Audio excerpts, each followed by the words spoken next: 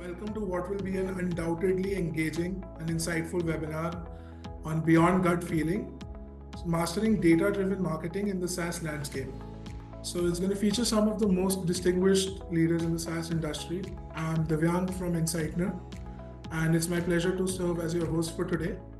So at Insightner, we've had the privilege of collaborating with leading companies playing a pivotal role in their customer value journeys and developing strategic campaigns tailored with their objectives and their growth aspirations as well.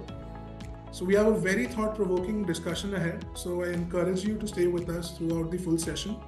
So without further delay, it's my pleasure to introduce our moderator, Nupur, who's going to guide you through today's conversation. So Nupur, over to you. Hello everyone. My name is Nupur Verma and I am the Chief Editor at Insightner Media, and I am also your moderator for today's webinar, right? And I would like to welcome you all to Beyond Gut Feeling, a webinar which will help you to master the data-driven marketing in the software as a service landscape. Right. So before I move forward and welcome our lovely panelists to all of you guys, I would just like to take a minute and just try to make everyone understand what this webinar is going to be, what we are going to be learning, right? So when we talk about marketing or when we talk about software as a service, we try to understand how big successful software companies, derive their marketing strategies. Right. This is a question that every marketer, kind of work towards finding an answer for, right? So when we talk about beyond gut feeling, we are basically saying that technology has boomed so much that the progress is almost unfathomable, right? And in the future, the technological advancements are just going to be more and more. So, now that we make marketing strategies, they are paired up with a lot of precise data, right? There is human instinct, there's precision, and with that human instinct and precisions, we use technology to make successful marketing strategies. And this is the same topic that we are going to be taking insights from today from our lovely and very expert panelists, which I'm going to introduce to all of you guys right now. Starting with Mr. Subhashish Chatterjee, sir. He is working as a marketing director at SAP India, and he crafts brilliant marketing strategies, and he's leading big cross-functional teams. We welcome you. Following up with Mr. Chatterjee, we have Ms. Rose Kaushik. She is an enterprise marketing manager at Unstop, and she is also an alumni of the Indian School of Business. She handles regional, field, and many different types of marketing accounts at her company. We welcome you. Thank you. And last but not the least, we have Mr. Saurabh Vora. He is a growth and performance marketing expert, and he's currently working at Coacher Tech as a marketing manager. And we welcome you. Thank you. Right. So moving forward, so this webinar is basically going to be consisting of certain questions that our panelists are going to be giving us answers for.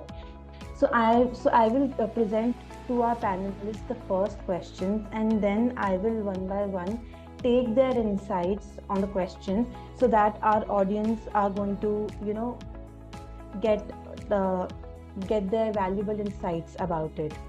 Starting with the first question, what data resources have had the most significant impact on marketing strategies, and how do they inform about your decision making? I'm going to repeat. What data resources have had the most significant impact on your marketing strategies, and how they inform your decision making? Let's start with Subhashish sir. Sir, would you like to give us some insights about this question? I think it's a pertinent question, and something that all marketers grapple with at the beginning of their planning year. Broadly, I think you would look at marketing strategy being broken into about 2 or 3 phases. And I mean, just to be sure, am I too soft or am I audible? That's okay. Yeah. Uh, at level one, when you're about to get into the market for a particular financial year, there are a lot of things which you need to consider from a macro environment point of view. Right? So, which is where is your market going? Where's the growth coming from? What might be industries which might be affected? And in a globalized environment, it becomes very pertinent to look at a lot of the geopolitical factors, etc. So when you look at data resources from a macro environment point of view, you would be looking at your economic indicators, which are pretty much your traditional data that you would look at, which gives you a direction of where to look and where you should be expecting your growth to come from. Post that, you'd start looking at a lot of your internal data. And I think a lot of times our internal data is the most underrated data that we have. And I believe personally that if you've been an organization in business for even a couple of years, you've got enough data over there to direct you towards what your strengths might be, what your weaknesses might be, which are the markets that you can cover. There are also factors such as what is your field strength, which geographies can you actually reach out to, especially in a SaaS environment where you have a lot of partners involved. You need to look at what your partner ecosystem is, right? So these are, I mean, not necessarily data in terms of quantitatives, but this is data and information which is very important from a marketing strategy point of view. The second part of this really gets into your execution, which is your GTM strategy, right? And from a GTM strategy is where you start looking into what are your channels which are going to deliver the ROI that you're looking at. You look at what your traditional outputs have been. You look at, what are the industry benchmarks and how can you breach them, which is where a lot of your marketing automation and the part of digitization that you spoke of in your introduction, that really comes in, this is the place where technology really plays a role. Because here you're able to actually map the customer's journey right from day one to the point of at least having a meeting, and which is where I think the marketing loop tends to come to a close, and you hand it over to the sales team to further progress any lead or opportunity that you might have. So I think your internal data followed by what your automation data provides to you as insights. These are very critical informations that need to be considered when you're looking at a marketing strategy. I know I've given it at a very high level because obviously the time will never be enough for us to get into the nitty-gritty details. So I hope I've addressed your question on that. Yes, so you like a mixture of everything, you need to look at a lot of resources and a lot of data, needs to be studied, to be able to, make a proper decision. Thank you so much. Mr. Saurav, moving forward with you, would you like to give your input on this question? What do you think according to your experience working in this field? Right. No, I mean, in agreement with Subhashish. So basis the stage you are in the company. So currently at Maxicus, during our marketing strategies, I mean, we look it through the revenue lens, right? So, I mean, the overarching goal is to grow the brand as well as the revenue. So while our priority is the revenue, so we work backwards. And first, I mean, the first is the internal data, analyzing the internal data. So there are, I mean, 3 stages. You look at data, you look at convert it into an information, then you convert it into an insight, then an action, right? So first and foremost, the most significant impact would be of the internal data, analyzing, getting the insights of your internal data and taking actions. So internal data could be in several forms. So we take it from the CRM, we take it from email campaigns, website form fills. So we have the first party data which we create internally during our marketing activities, right? So that makes a crucial impact on formulating all the strategies. And we also have I mean, we are also doing with the external third party data, right? So platforms like G2 gives us intent data, platforms like Fireflies gives us the website intelligence data. So what we do is we try to marry the internal data with the external intelligence which we get using different platforms, and try to craft like a unique experience or a brand campaign for the customers, which is an intersection point at internal and external, using internal and external data. So that would be, I mean, that is our high level strategy. But the major point is to convert that data into an insight, and then insight into an action. That is how you close the loop. Yeah. Right. So there's like a step-by-step Correct. way to execute things, right? Correct. Amazing. Thank you so much. Moving forward with Miss Rose, if you would like to add something to this question with your insights and experience that you have gained over the years working in the marketing industry. Sure. So I think I agree with both of them. They've majorly covered the part, but if I go into a little more detail into the internal data, which sources you can look at, first it is going to be the CRM platform.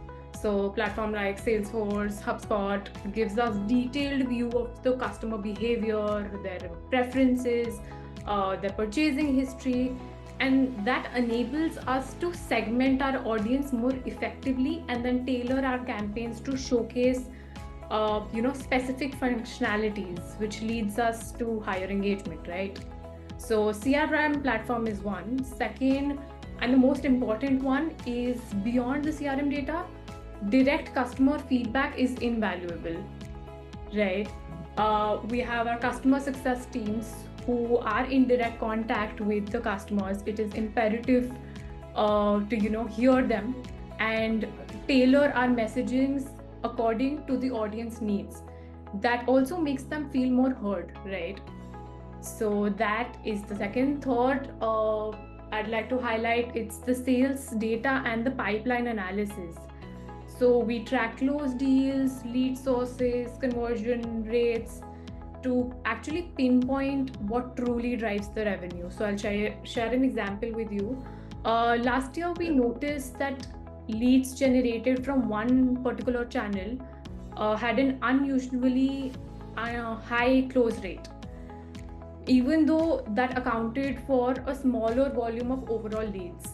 Right. With this insight, we actually adjusted our strategy to focus more on high conversion sources, which directly aligns with our revenue goals.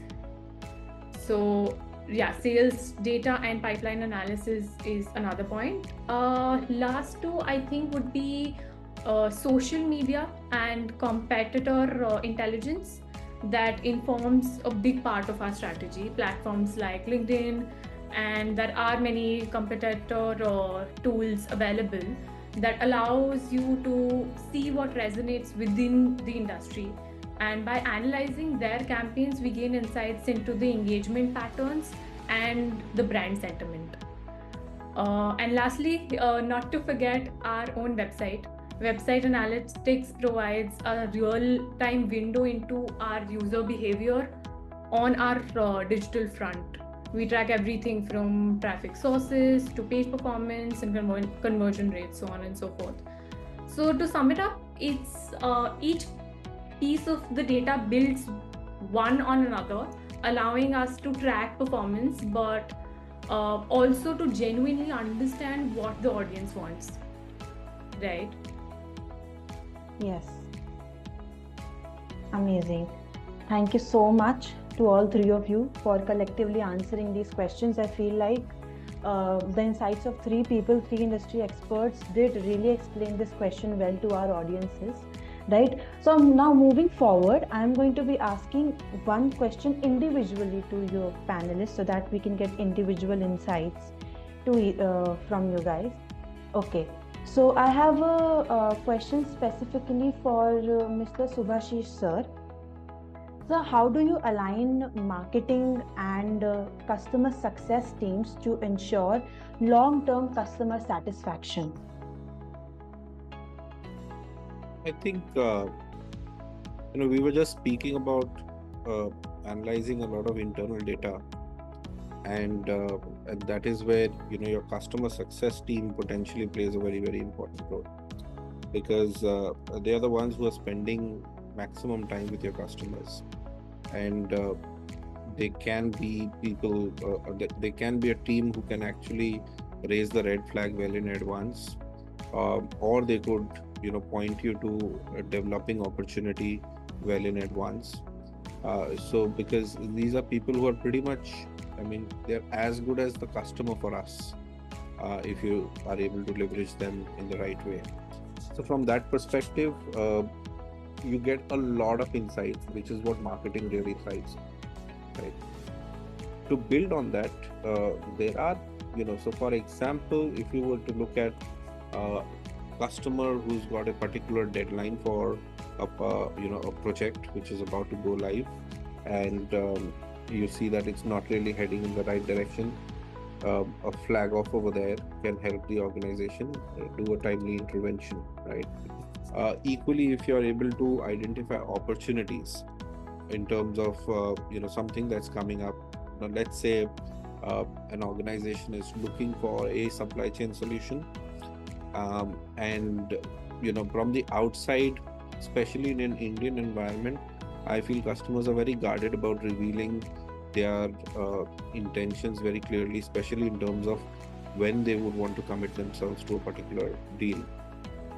They like to keep it hanging, they use it as a negotiation tool, etc. So it becomes very difficult for you to spread yourself out across a large base of customers and figure out whom do you really want to pivot and target. So from that perspective, if you are able to get insight in terms of where they are looking for what solution, you can build marketing interventions. I typically feel that this collaboration between customer success team and marketing leads to a different form of marketing altogether, which is evolving now. It's still not matured. I think it's in its infancy, in India especially, is account-based marketing. When you're looking at account-based marketing, this is not the regular annual financial year kind of a roadmap that you look at. This is something that you're planning for a 5-year period, or a 3-year or 5-year or 6-year kind of a period, where you're investing in a relationship. So these allow you to jointly build the narrative for the customer, and pretty much give direction to their transformation journey. Now, when you start partnering the customer in their transformation journey, and you happen to be there as and when you are required, or they're looking for some information, as the information giver, as the person who's doing the knowledge sharing, it's a human tendency that you would tend to depend on that person a lot more, and you would look at them with a positive disposition. So an account-based marketing model in collaboration with a customer success team can actually create a lot of value for both organizations, the client as well as the the product vendor over here. So I think that's the way that you can actually deliver a lot of value for the customer across their lifetime, and pretty much charter the entire journey and customize it for them, which would not be very possible because everyone is looking at spot deals otherwise. So I think that's the way to go, account-based marketing in collaboration with customer success teams. Okay. Thank you so much for sharing your insights about this question, and specifically the point where you told us about the new age of marketing, and when you said that the customer success team and the accounts, they kind of pivot another path to marketing, and that would ultimately lead to customer success, right? So thank you so much. Moving forward, my next question is for Mr. Saurabh, and right, so the question is, what are some common mistakes that software as a service companies make in their marketing approach, and how can they avoid them? Yep. Right. So I've been into this industry since past 6-7 years. So I have made a lot of mistakes. As a team, we have made a lot of mistakes, and we have the good part is that we have learned from the mistakes, and we were open to try, test, and fail. So I have just shortlisted 2 or 3 which made an impact. And how did we came up? How did we cater to that mistakes? Is so first and foremost would be that. So if the SaaS companies are in the nascent stages, they have different platforms for each of their channel, right? So they have a fragmented marketing ecosystem which is not integrated, which is not unified at one place. So if you have to open as a marketing head or as a CEO, if you have to open 10 different dashboards to analyze the data, then there is a problem. So that is the first thing which every team should do, that get the data on one single platform.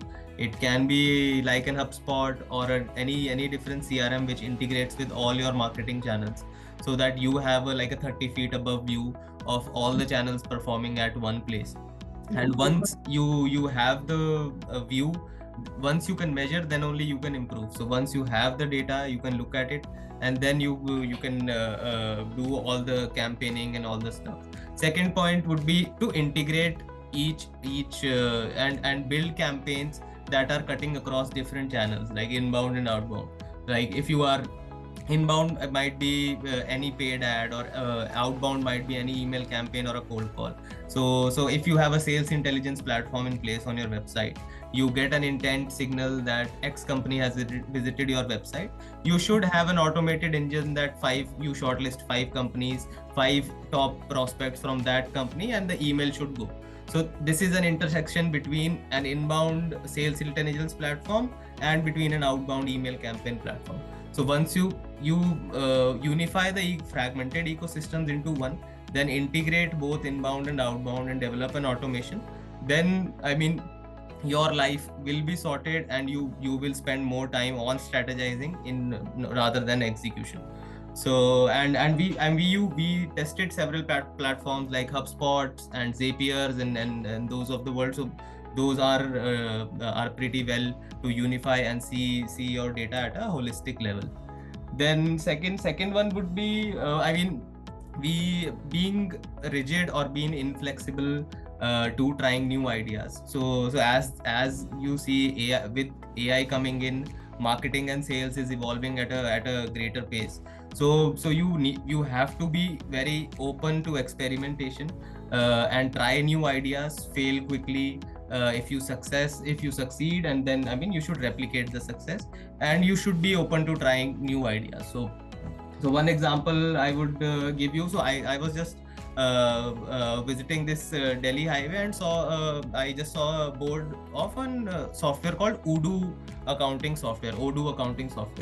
So that is a SaaS platform, B2B SaaS company, but they have tried a conventional channel of a physical hoarding, which I would never try in a B2B SaaS setup for marketing or demand generation. But they have taken an extra mile. They have taken a next step to try a conventional channel, and I have friends working there, and they are getting good response. The brand image has seen a positive effect of that experiment. So you should be always open to trying, and be open to failure and learn from the mistakes. Third would be mostly I think once you are clear with the goals, once you have strategized things initially in the planning phase, then you have to develop your ICPs and customer personas. What we did was, we started the execution and the planning was not right. So ICPs were unclear, customer profiling were not clear. Because of that, our campaigns were not performing. We were not sending the right message to the right party contact. So ironing out your ICPs, ideal customer profiles, you should have detailed playbooks, detailed ICP documents, which lays down stage by stage profiles, and what are the pain points, what are the challenges of different profiles, and how as a product or as a software, how do we solve them and what value do we add to them. So that these are the, I mean, 3-4 mistakes which we did and we tackled through these solutions. I mean, Subhashish and Rose might want to add some. Yes, definitely, sir. If anyone wants to add anything, then To add, I quite agree, with what Saurav is saying. I think even today, a lot of pretty large corporations also have got a lot of marketing silos because these are teams which are spread across geographies and we are working across market units. So it becomes difficult, visibility becomes a challenge, measuring the ROI becomes a challenge. And so from that perspective, you don't get an integrated view of what your outcome is. Certainly that is one thing which becomes a bit of a thing. And specifically for India, it's a very unique market as compared to any other, because you've got all kinds of buyers and you've got plethora of options with startups coming up and challenging a lot of even large players like SAP have to compete. So it isn't the good old days where you just walk in and say, I'm SAP, right? But that being said, it's good because we are also pushed. At the same time, apart from the fact that there is a silo in marketing per se, I think another point which Saurabh touched upon I'd like to elaborate on is I think a lot of marketers are getting overtly swayed by this whole phenomena of just digital and analytics, which I think is very critical and important. But I think it's very important for a marketer to look at marketing as a combination of art and science. Because while the science is where your entire analytics is, okay, the art is going to be in terms of how you communicate, what you communicate, when and to whom, which is also one of the learnings, like Saurabh mentioned, he had of not sending the right message out. Not specifically in SAP, but in my previous role, I was working with a food delivery startup, and that's where something like this kind of evolved to us, because normally you tend to get swayed with the idea that if you're talking of food, you show exotic visuals, etc., and we were not getting the kind of returns on that. But a simple tweak of the image from an exotic food to a regular food during weekdays, and then moving to exotic food during the weekends, completely flipped the numbers for us. And that comes from the human psyche, because weekdays is a time when people are busy, they just want something quick to get done with. Food is a function and not a leisure, whereas in the weekends it's more of a leisure. So the mindset has to be replicated, and understanding this insight is what I call the art of marketing. So you do get a lot of insights from data, which is very, very critical, and I have no doubt about that.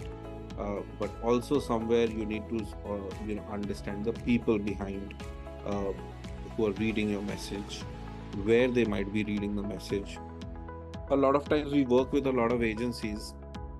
You give them a particular campaign, they create a piece of communication, and they just keep adapting the same text across different screens, which just doesn't work, because the screen keeps getting smaller and the font keeps getting smaller. So these are nitty-gritty details that one needs to look at. But then again, they come from experience, and you tend to get over it once you've realized how you're failing over there. So failure is essential, but these are some of the challenges. exactly, I feel like there should be a balance between, using creativity and, focusing on the technicalities when it comes to marketing, because you just cannot be 100% creative in your strategies and get sales. You have to look at the numbers as well.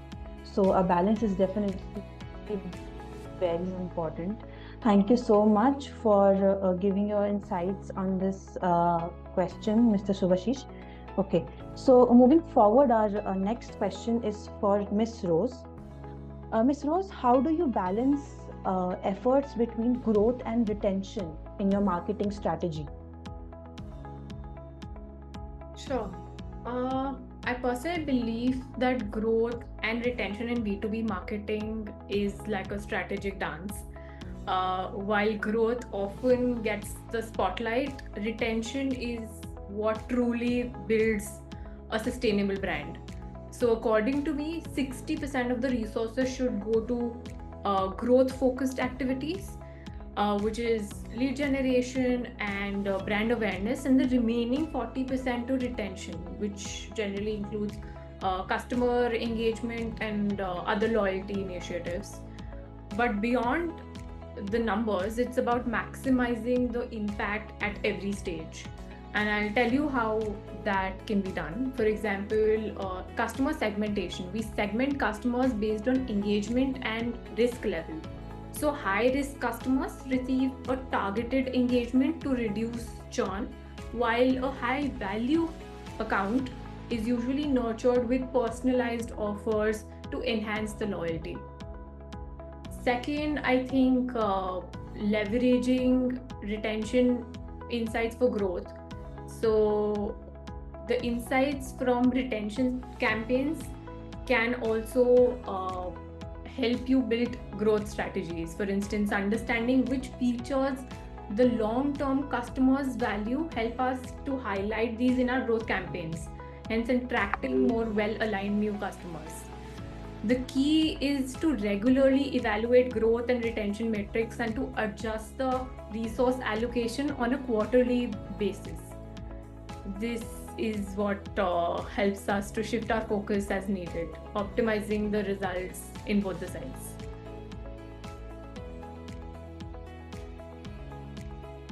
Right, of course. Thank you so much, Miss Rose, for giving us your insights. And everything that you said was 100% accurate, because I feel like it is really important to optimize things and optimize your strategies from time to time. Do something and then at the same time understand that if you are kind of falling at one point, then you observe that and then you kind of make a few changes and then continue with the strategy again. Right.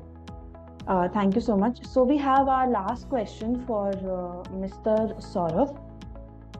Right. So Mr. Saurav, are there any tips or advice for young and aspiring marketers that you will give for avoiding any pitfalls and learn from your experience? Tips, I would say what worked for me was I actually joined a startup, a growing startup at very nascent stages when the company was also setting up their marketing teams.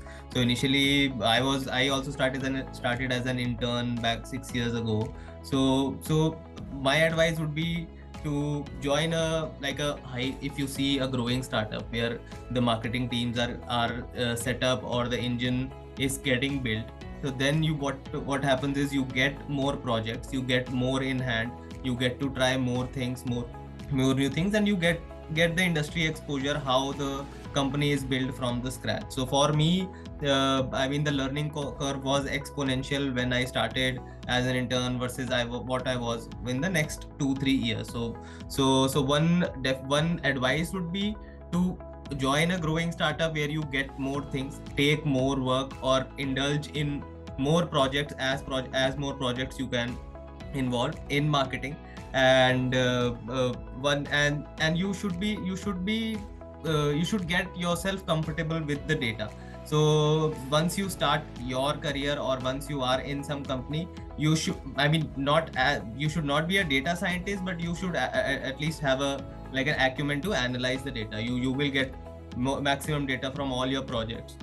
So you should have an acumen to analyze that.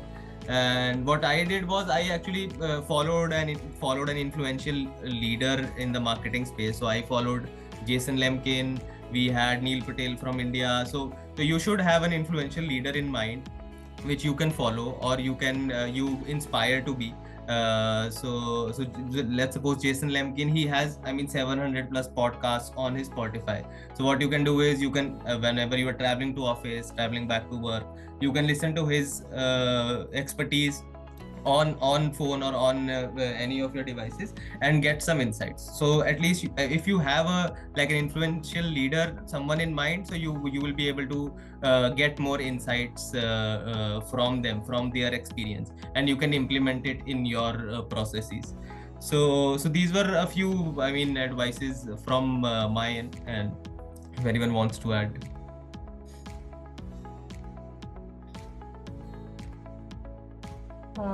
Yeah, I think Yes. I'll come in over here, and I actually quite subscribe to the idea that Saul just mentioned about. I'll add, though, of course, is that I think the last 23 years I've worked across different industries, between SaaS, B2B, B2C, startup, food tech, etc. The one thing that really keeps you at the center of things is your grip on the customer. It's very important for you to know your customer, know their journey, know how they think, how they behave, what motivates them, what does not motivate them. And I'm not talking about customer at necessarily an individual level. You're talking about your segments. We touched upon that through the course of today's conversation. Segmentation is very, very critical in your marketing approach, because you need to be able to profile them and build a behavioral pattern that you can analyze and create your GTM around that. So stay true to your customer. Don't get your eyes off the ball over there.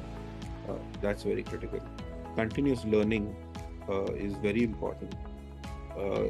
And it is challenging for someone who's getting exposed to a lot of new technologies, possibly, and all of you are quite a few youngsters over here, right? So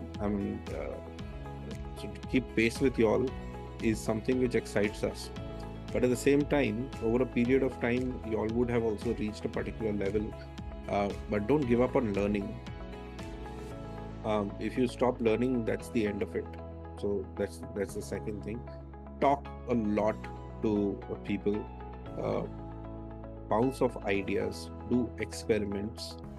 Be ready to fail. That's and I know this has been told like a million and zillion times. Don't be afraid to fail, but it's a fact. I don't think there is anyone who has not failed in their journey. The question, though, is always that what is the learning that you take from the failure, and you move ahead. And I'm not talking about failing at a campaign level. I'm talking, and those things will happen a lot more frequently. But sometimes you take a misstep, which is also fine. But just have your clarity in terms of where you want to be. So from a career perspective, you can make mistakes, but that will never be the end of it. Whenever you're looking at an opportunity, don't just look at that particular opportunity. Look at what will that opportunity lead you to next. Because every opportunity is a stepping stone. And I don't mean hop jobs. What I mean is, even within the same organization, if you're joining in as a manager, what is it that you will do as a senior manager? How do you qualify yourself for that? That's the next step. Or if you want to move in as a GM or a director or an AVP, whatever. So always think one level ahead of what you aspire to be, and because that will give you the direction of what you should, where you should walk and where you should go. So those are two bits from me. Definitely learning, keep learning all the time, staying true to the customer, understanding the customer, and working in a startup, taking insights from there, building something from the ground up, making mistakes. These all collectively do help us grow a lot. And I would really like to thank all three of you, Mr. Subhashish, Mr. Saurav, and Miss Rose, for coming here today. And this session now will be wrapped up by Divyang. And thank you so much for letting me be your moderator and letting me host this webinar. And thank you so much for taking out your precious time and giving us your insights. Over to you, Divyang. Thank you. So thank you, the three of you, Subhashish, Saurabh and Rose. Very, very insightful webinar. And I'm very sure and very certain that the young marketers who are attending this event have absorbed a lot, especially the knowledge and the insights you provided us. So Yes, Divyang, there's a few questions. Let me ask, there's one question that the audience wants to know if any of our panelists can answer. Okay, so, right. Attribution tracking is somewhat an issue. Okay, right. So there's this question from Mr. Anuj Agniras. He's saying that attribution tracking is somewhat an issue when it comes to B2B marketing. What are some efficient ways to track conversation and align credit to the right source while budget planning? It depends channel to channel. If it's inbound, I mean, you're doing paid campaigns, you're doing Facebook, Google Ads, Meta, you have a UTM, there's a thing called UTM parameters. So you can install UTM parameters to track from which lead you have got the conversion, or either from which keyword or from which campaign. So UTM parameters and setting up tracking ID for the inbound efforts definitely helps. And for outbound, I think we also we have a system called CRMs. There are softwares like CRMs, so we do it from HubSpot. So we get when the email is opened, or from which source the lead has come, or from which content the lead has come. So there are, for each channel there is a different category of tracking, but the tracking IDs and UTM parameters and the CRM systems helps to get this ironed out. Yeah, Right. and also Rest of the question. Yeah. Yes, please continue. Yeah, just like Saurabh mentioned, those are obviously all the channels, but I think they're also mentioning about the thing that one lead is probably contacted multiple times through different sources. So my solution for that is to have a system where you have multiple sources tracked to a lead, so that you can also track the number of times you've touched base with that contact. That would really help you to understand how many touch points does the lead need to be converted. That would also give you that insight, so you can use that.